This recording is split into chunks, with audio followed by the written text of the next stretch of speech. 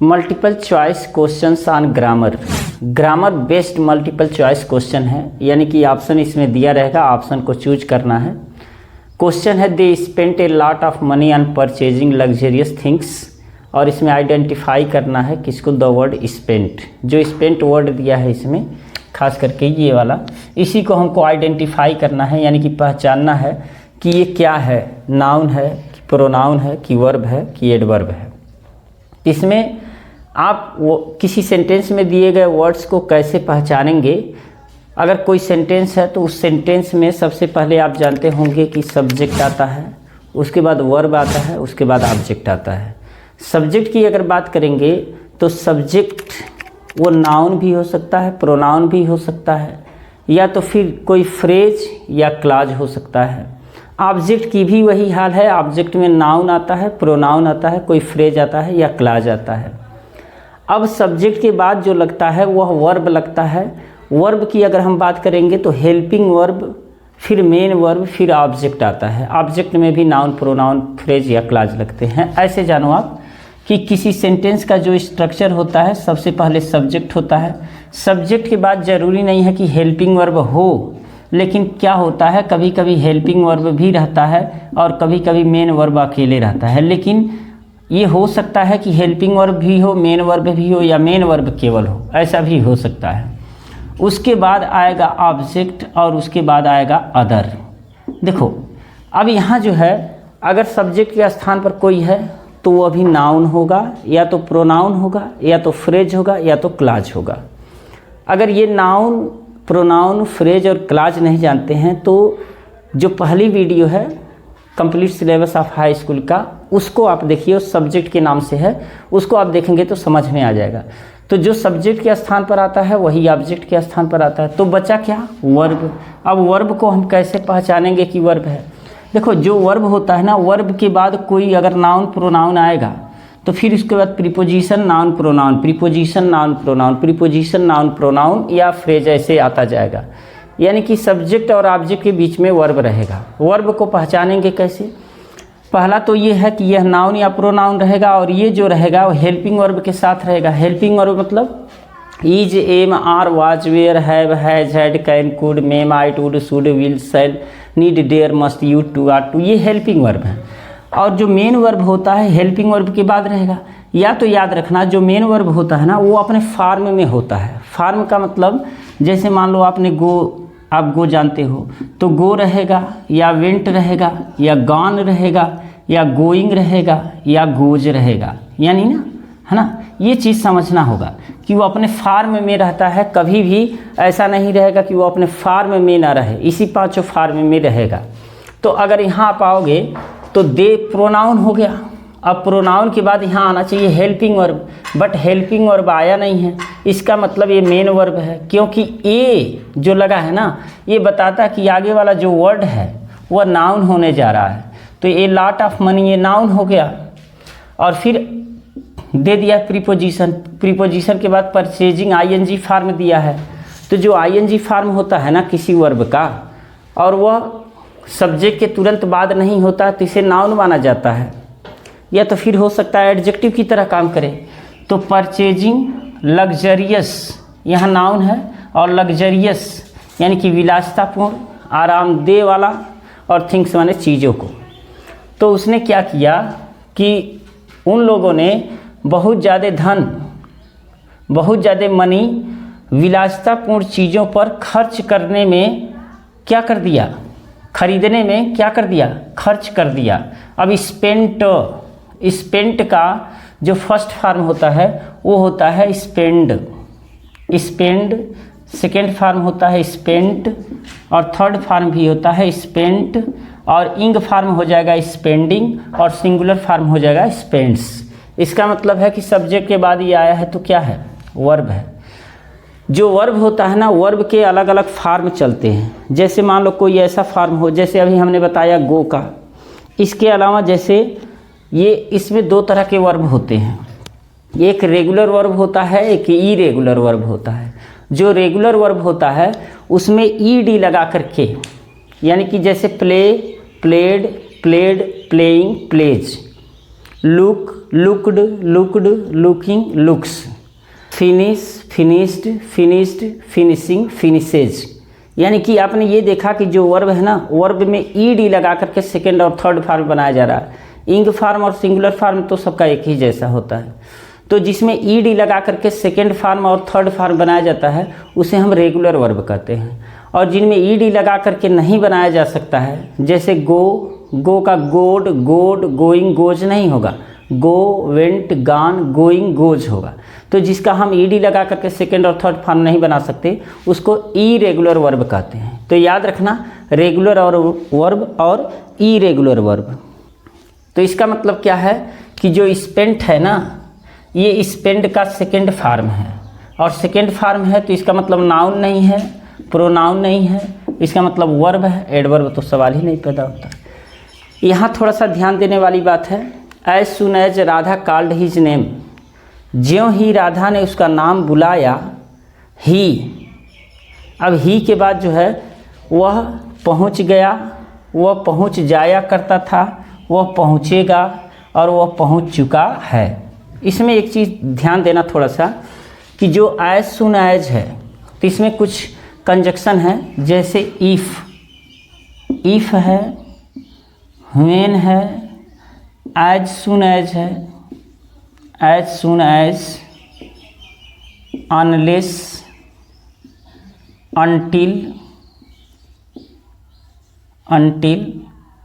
याद रखना, if, when, as soon as, unless और अनटिल।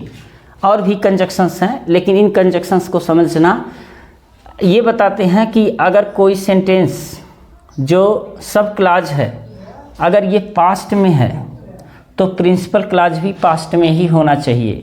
याद रखना, अगर सब क्लॉज पास्ट में है तो प्रिंसिपल क्लॉज भी पास्ट में होना चाहिए, या प्रिंसिपल क्लॉज पास्ट में है तो सब क्लॉज भी पास्ट में होना चाहिए। यानी कि दोनों जो क्लॉजेस रहेंगे इससे कनेक्टेड, यानी कि एज सुन एज से जो कनेक्टेड रहेंगे, एज सुन एज से कनेक्टेड रहेंगे, इफ से कनेक्टेड रहेंगे, व्हेन से कनेक्टेड रहेंगे, अनलेस से कनेक्टेड रहेंगे और अनटिल से कनेक्टेड रहेंगे। अगर एक सेंटेंस पास्ट में है तो दूसरा सेंटेंस भी पास्ट में ही होना चाहिए। इसका मतलब क्या कि रीच्ड पास्ट फॉर्म में है, यानी कि पास्ट इंडिफिनिट का सेकेंड फॉर्म है।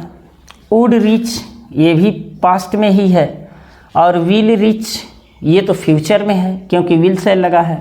हैज़ रीच्ड, हैज़ लगा है, इसका मतलब ये प्रेजेंट में है, तो इसका मतलब ये फ्यूचर में और ये प्रेजेंट में, ये दोनों तो होंगे नहीं। अब इसमें रीच्ड और वुड रीच्ड, तो जैसे ही राधा उसका नाम बुलाती थी वो पहुंच जाया करता था या पहुंच जाता था।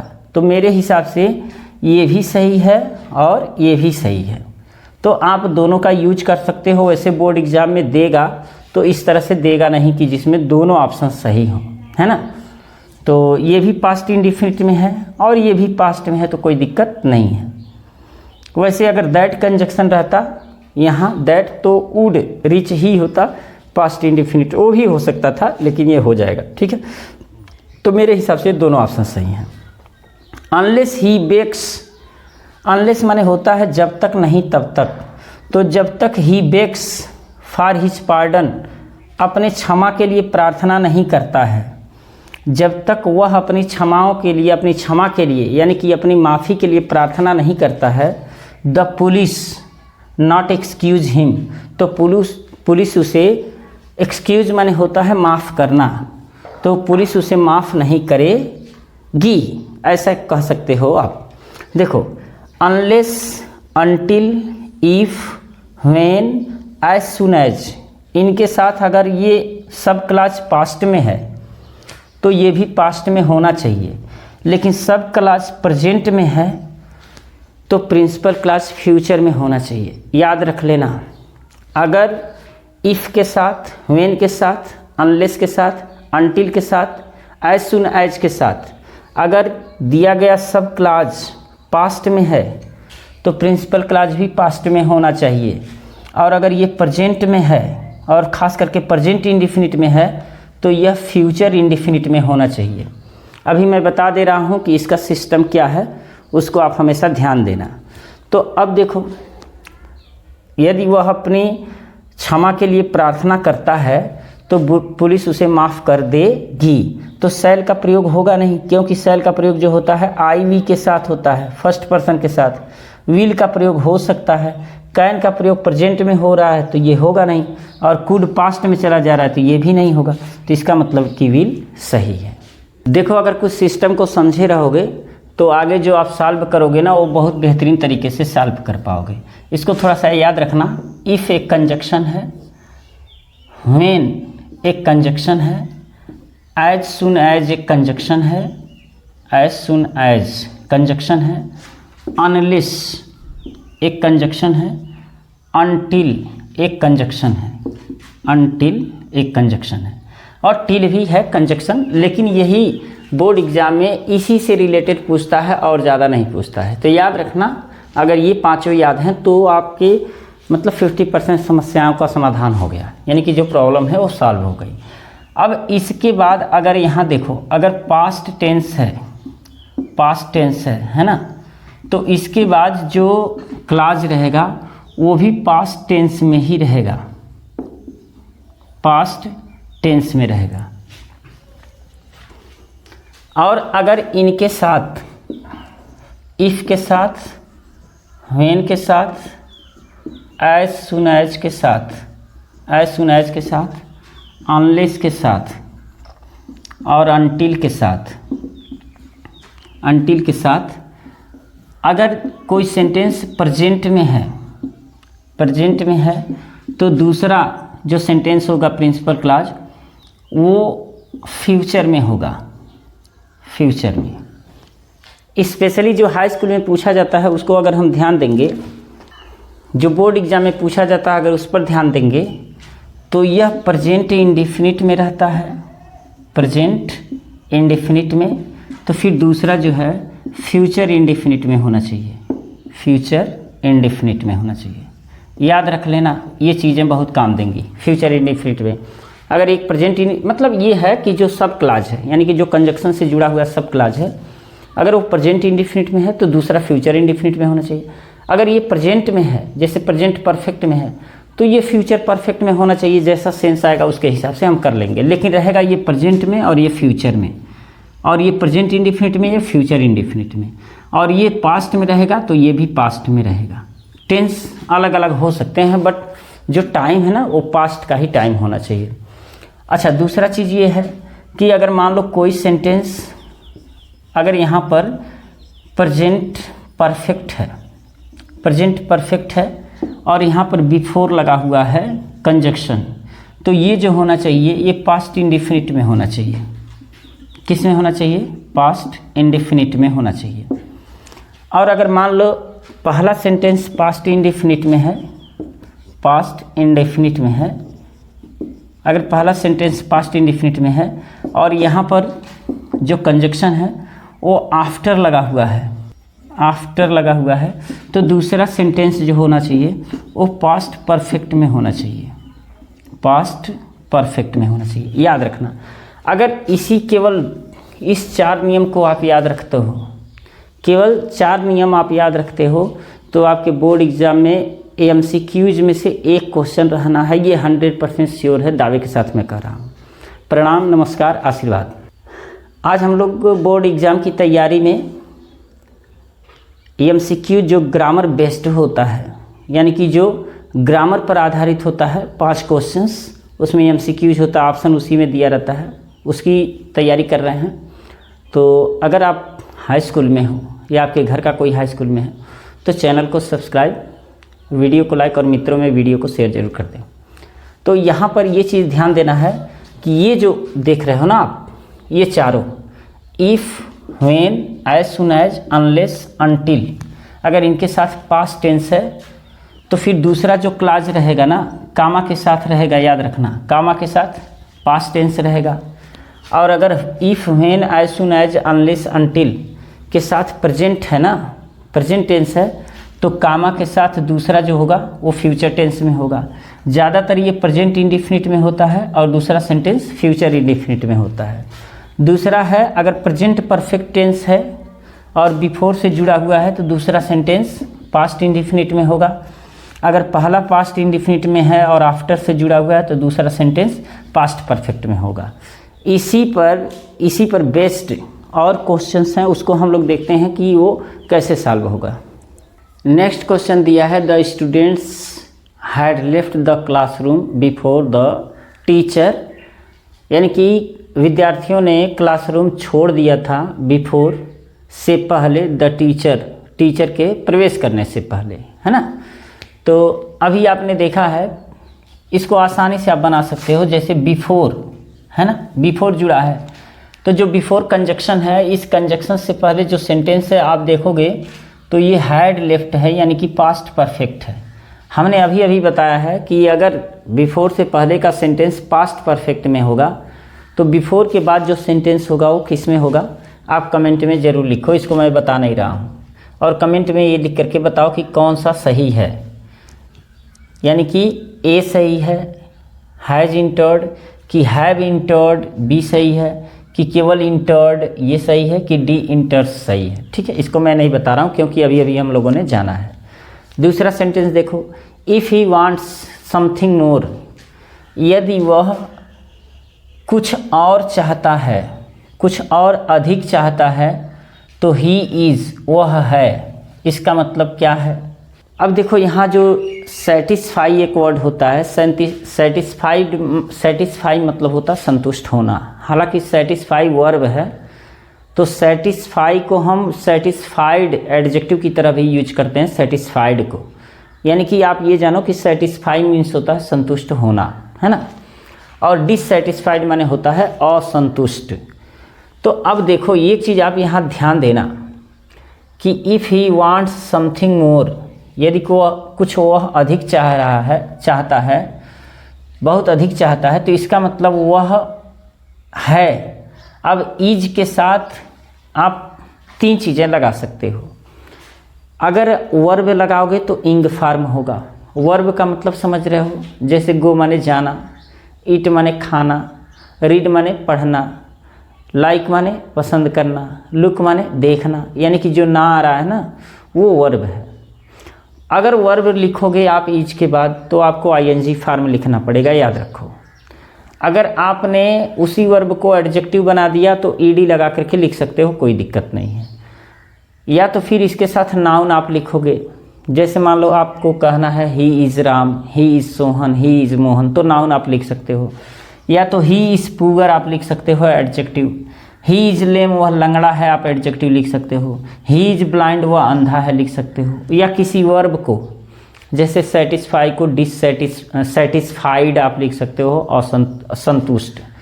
तो अब यहाँ ये देखना है कि ही वांट्स समथिंग मोर, वह और अधिक, कुछ और अधिक चाहता है, कुछ अधिक चाहता है, इसलिए वह क्या है, यानी कि डिससेटिस्फाइज है, यानी कि यह प्रेजेंट इंडिफिनिट में है। हमने बताया था अगर इफ से जुड़ा हुआ क्लास प्रेजेंट इंडिफिनिट में है तो यह फ्यूचर इंडिफिनिट में होना चाहिए, लेकिन यहाँ तो पहले से ही इज दिया तो इसको हम चेंज नहीं कर सकते, यानी कि फ्यूचर में ले जा नहीं सकते। इसका मतलब है कि ये पहले से बता रहा है कि भाई हम प्रेजेंट में ही रहेंगे, लेकिन ये टेंस नहीं रहेगा।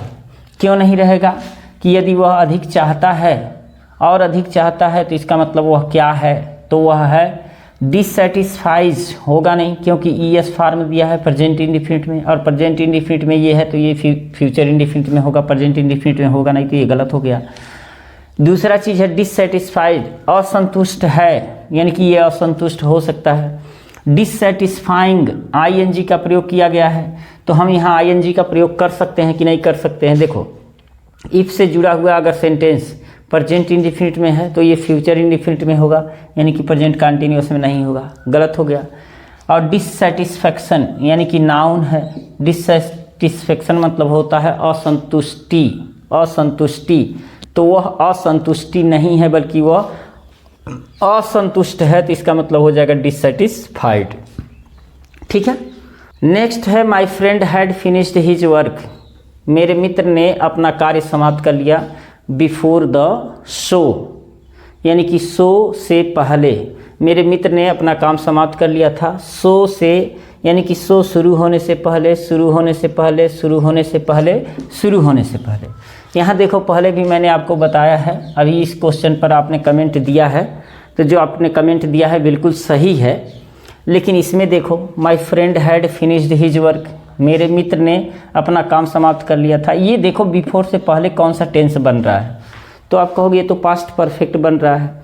तो जब ये पास्ट परफेक्ट है तो ये किस में जाएगा, पास्ट इंडिफिनिट में जाएगा। और ये है पास्ट कंटिन्यूअस, गलत हो गया है ना। और ये है परफेक्ट, पास्ट परफेक्ट, ये भी गलत हो गया। ये है पास्ट इंडिफिनिट, ये सही हो गया। ये प्रेजेंट इंडिफिनिट है, गलत हो गया। यानी कि स्टार्टेड यानी कि बी सही रहेगा। बात समझ में आ रही है। नेक्स्ट है the people who watch and listen, वह लोग, वह जनता जो देखती है और सुनती है।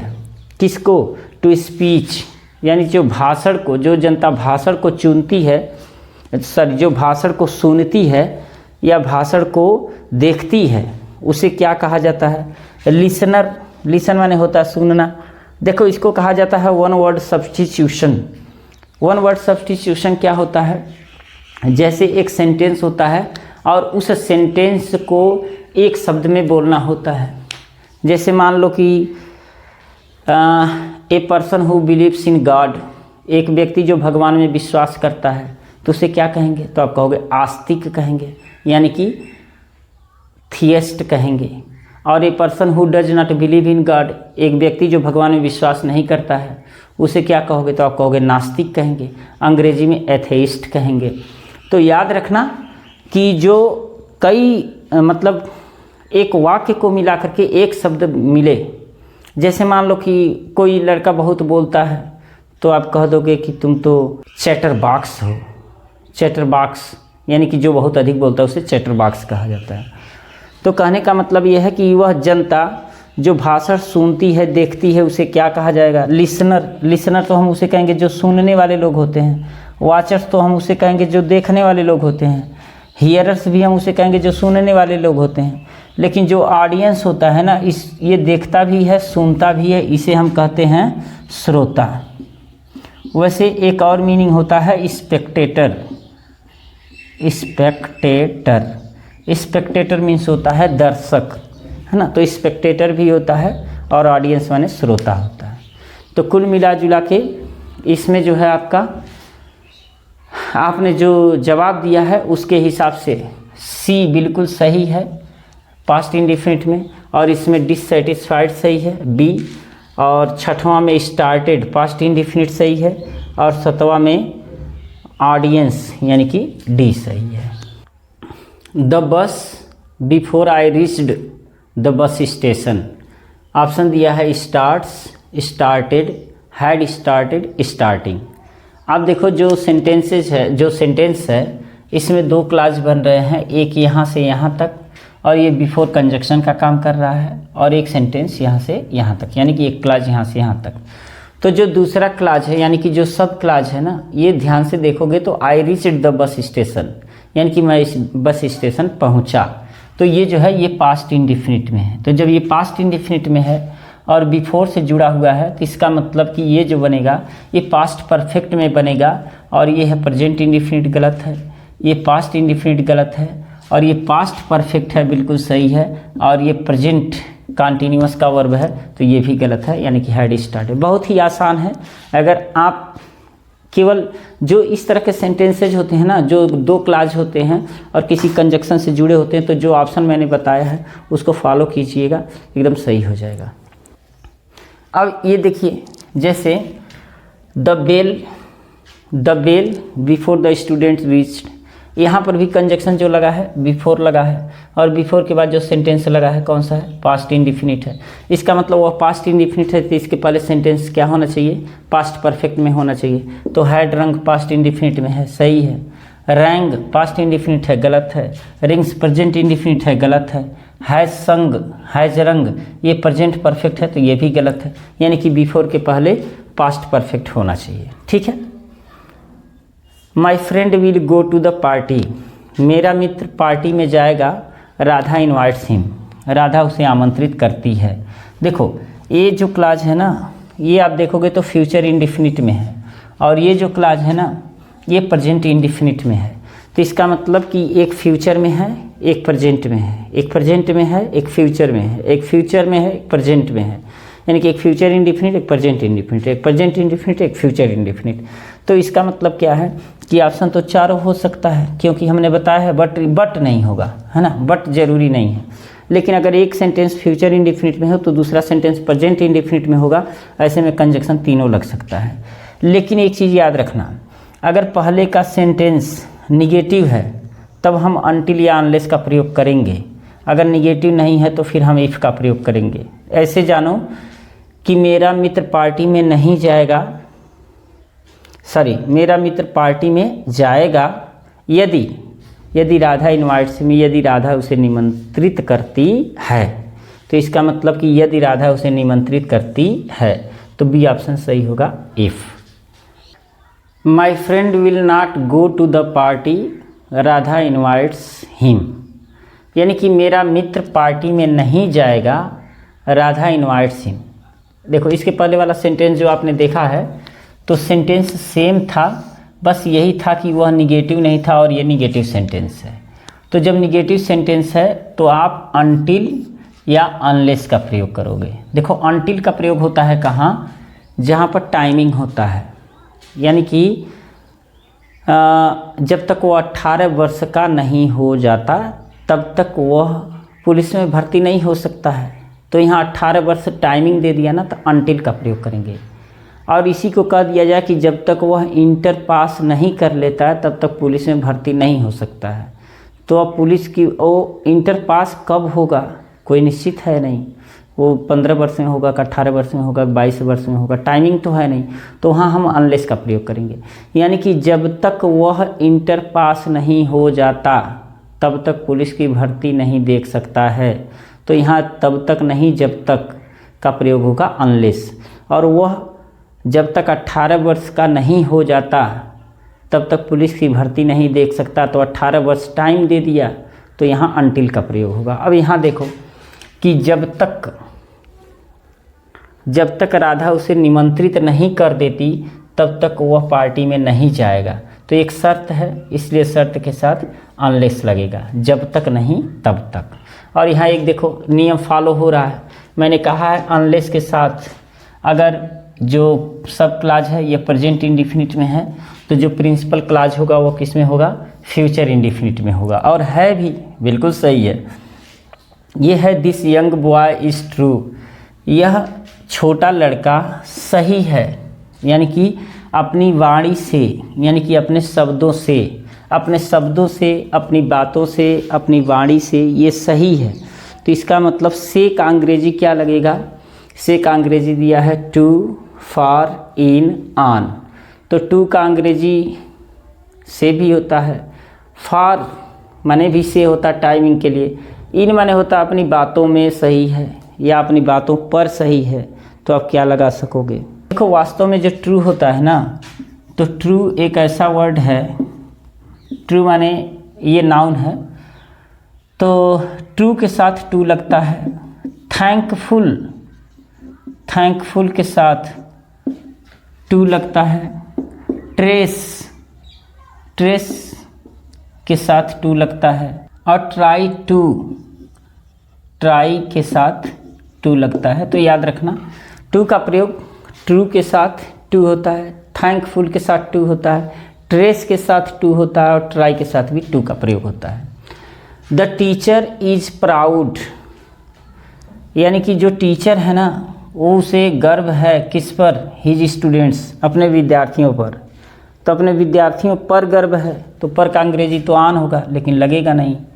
विद्यार्थियों के लिए गर्व है तो फॉर लगेगा नहीं, टू भी नहीं लगेगा। दरअसल प्राउड के साथ ऑफ लगता है 100%, बस याद रख लो कि प्राउड के साथ ऑफ लगता है। ऑफ किसके साथ लगता है, जैसे प्राउड के साथ ऑफ लगता है,